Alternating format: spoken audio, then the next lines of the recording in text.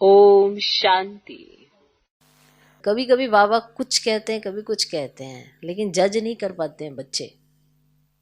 और वो जज करना बड़ा जरूरी है। जब कनेक्शन होगा ना दिल का, तो अब तुरंत जज करोगे। और ये इसीलिए कहा जाता है, सुन तो रहे हो मुरली, पढ़ना जरूर।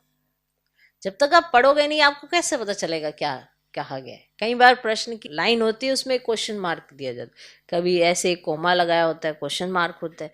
तो ये पढ़ने के अंदाज से भी आप खुद पढ़ोगे तो आपको पता पड़ेगा कि बाबा क्या कह रहे हैं।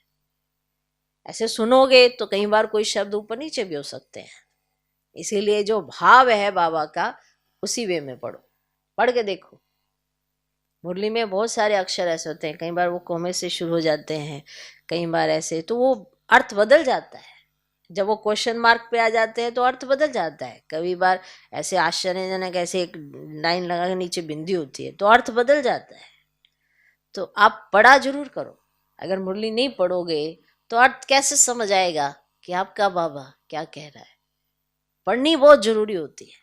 इसलिए कहीं सुन लेते हैं, उनको लगता है कि हमारा हो गया काम, पर आपको पता तो पड़ा नहीं आपके पापा ने, आपके बाबा ने, आपके माता ने, आपके पिता ने, आपके पति, जो भी है आपका संबंधी है, उसने किस अंदाज में आपको पत्र लिख के भेजा।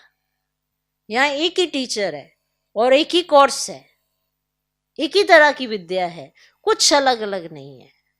जितने भी सेंटर्स को, जितने भी स्थान को, जितने भी गीता पाठशाला, सब में आज ही की डेट की और यही मुरली चलेगी, अलग नहीं है।